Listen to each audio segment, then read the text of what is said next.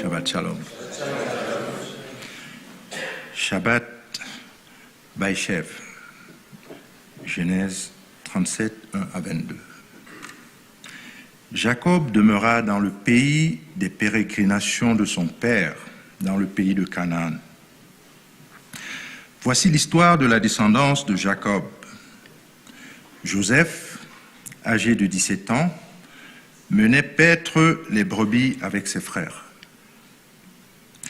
Passant son enfance avec les fils de Bila et de ceux de Zilpa, épouse de son père, Joseph débitait sur leur compte des médisances à leur père. Or, Israël préférait Joseph à ses autres enfants parce qu'il était le fils de sa vieillesse et il lui avait fait une tunique à rayures. Ses frères, voyant que leur père l'aimait de préférence à eux tous, le prirent en haine et ne purent en résoudre à lui parler amicalement. Joseph, ayant eu un songe, le conta à ses frères et leur haine pour lui s'en accrut encore. Il leur dit, « Écoutez, je vous prie, ce songe que j'ai eu. Nous composions des gerbes dans le champ. Soudain, ma gerbe se dressa. Elle resta debout et les vôtres se rangèrent alentour et s'inclinèrent devant la mienne. Ses frères lui dirent, « Quoi? Régnerais-tu sur nous? Deviendrais-tu notre maître? » Et ils le haïrent plus encore pour ses songes et pour ses propos. Il eut encore un autre songe et le raconta à ses frères en disant, « J'ai fait encore un songe où j'ai vu le soleil, la lune et 11 étoiles se prosterner devant moi. » Il le répéta à son père et à ses frères. Son père le blâma et lui dit, « Qu'est-ce qu'un pareil songe? Et quoi? Nous viendrions, moi et ta mère et tes frères, nous prosterner à terre à tes pieds. » Les frères de Joseph le jalousèrent, mais son père retint l'affaire. Un jour, ses frères étaient allés conduire les troupeaux de leur père à Sichem.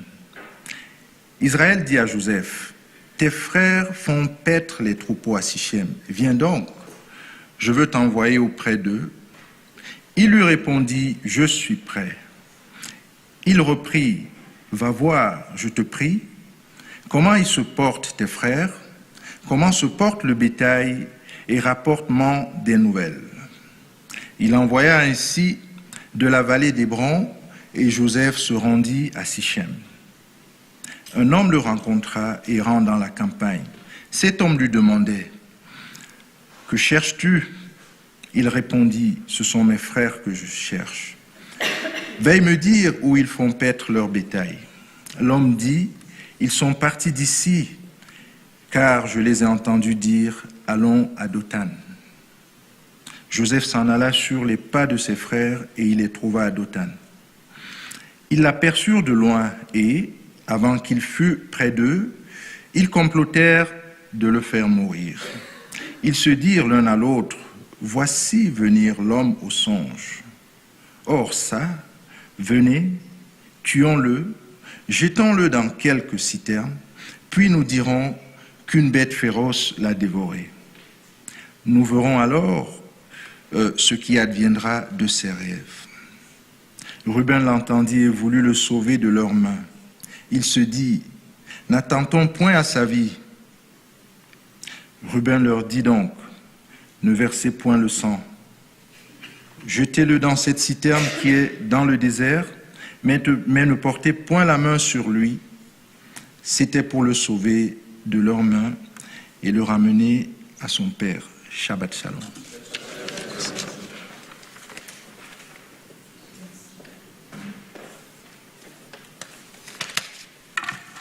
Shabbat Shalom.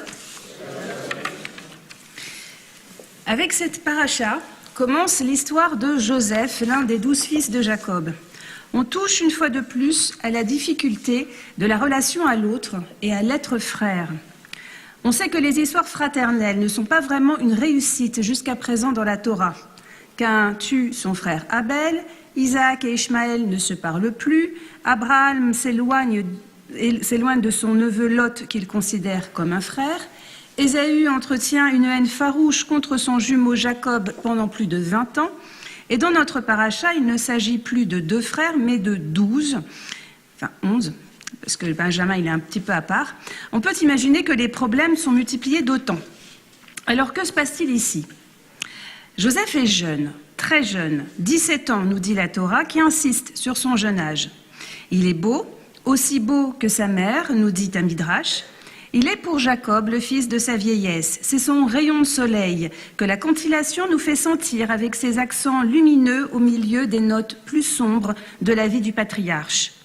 Il est aussi l'image de la femme aimée, Rachel, et celui sur lequel il va reporter toute son affection à la mort de celle-ci. Ce qui pose un premier problème à ses frères. Quelle est leur place dans la famille et dans la lignée paternelle ? Quelle sera leur part de l'héritage matériel et spirituel de Jacob ? Mais surtout, comment construire une relation fraternelle avec une personne si proche, un frère, et pourtant si différente qu'on n'arrive pas à la comprendre ? 2 aspects m'ont interpellé. L'un concerne la vue et ce qui est perçu, et l'autre concerne l'ouïe et ce qui est entendu.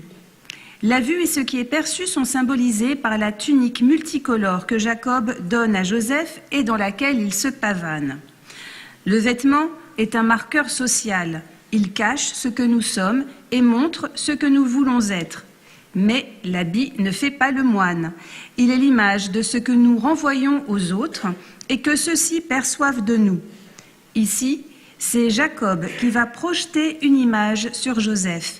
Il le considère comme l'élu et il l'habille comme tel. Joseph endosse ainsi une identité forgée par son père. Mais est-ce vraiment ce qu'il est ? Et ne se cache-t-il pas aussi derrière l'image que son père a de lui ? Judas et ses frères voient le vêtement neuf et chamarré. Ils voient la façon dont le père considère son plus jeune fils. Cette image ne peut que les blesser. C'est un affront qu'ils vont chercher à effacer. Effacer l'image du fils préféré ou celle de la mère aimée qui n'est pas la leur et qui remet en cause leur héritage. L'ouïe et ce qui est entendu, ce sont les rêves que fait Joseph et qu'il raconte de manière totalement inconsciente et inconsidérée, voire naïve, à ses frères. Là aussi, la cantillation vient en soutien de l'état d'esprit de Joseph. Elle est sautillante et dans les aigus quand il raconte ses rêves, alors que la cantillation qui accompagne la réaction des frères et du patriarche est plutôt dans les graves. Nous ne sommes pas du tout sur le même registre. Comment se comprendre dans ce cas ? Eh bien, on ne se comprend pas. Et les frères, compte tenu du contexte, vont interpréter les rêves de Joseph comme une volonté de domination sur eux. Mais est-ce vraiment ce que Joseph a en tête ? Car il ne donne aucune clé d'interprétation de ses rêves et le texte ne dit rien de ce qu'il pense ou ressent. Lui qui saura interpréter les rêves des autres, et notamment ceux de Pharaon, semble incapable d'expliquer les siens à ses frères. Cependant, Jacob Israël comprend qu'il y a un problème entre les frères, même s'il ne perçoit pas qu'il en est en partie responsable, et il va tenter de le résoudre en envoyant Joseph à la rencontre de ses frères partis faire paître les troupeaux à Sichem. Il l'envoie à la rencontre de la fraternité pour s'enquérir du shalom, de la paix entre eux, Re et Hashalom Arecha, pour recréer le lien harmonieux de la relation à l'autre. Mais Joseph est jeune, il est dans sa bulle dorée, centré sur lui, et ce chemin vers l'autre, il ne peut pas encore le faire, même s'il répond « Hineni, me voici, je suis prêt » à la demande de son père. Il a la volonté de trouver la fraternité, comme il le réaffirmera à l'homme qu'il croise dans les champs, « Ce sont mes frères que je cherche ». Mais il ne sait pas encore comment trouver sa place dans cette fraternité humaine, être un homme parmi les hommes. Alors, quand ses frères le voient venir à lui dans sa tunique multicolore, la première chose qu'ils font, c'est de le dépouiller de son vêtement, de lui enlever son identité d'emprunt, de le mettre à nu avant de le jeter dans un puits. Le puits est un symbole d'oubli. C'est la 31e case du jeu de loi ou de la loi, mais c'est aussi un symbole de connaissance. Ne dit-on pas un puits de science ? C'est également une verticalité. Dans le puits, Joseph descend ainsi en lui-même au cœur de sa nature. Mis à nu, il se retrouve face à lui-même. Commence alors peut-être un travail d'introspection et de questionnement de sa relation à lui-même et aux autres. Pourquoi ses frères ont-ils voulu se débarrasser de lui ? Qu'est-ce qui en lui les gêne, les offusque, les blesse ? Combien de fois n'avons-nous pas porté un jugement de valeur en se basant sur les apparences ou rejeté l'autre ? Mais ce que nous rejetons est souvent la projection de nos propres peurs, de nos propres angoisses ou de nos propres défauts sur l'autre. Il faut alors pouvoir se décentrer de soi, faire taire le tumulte de nos sentiments pour voir l'autre tel qu'il est et non pas tel que nous l'imaginons. Judas va vivre ce décentrage par l'intermédiaire de son père à qui il rapporte la tunique tachée de sang. Confronté tout à coup à la douleur et au désarroi de ce dernier, ce qu'il n'avait pas anticipé et sans doute dans son aveuglement causé par sa rancœur contre son frère, même pas imaginé, quelque chose change alors en lui.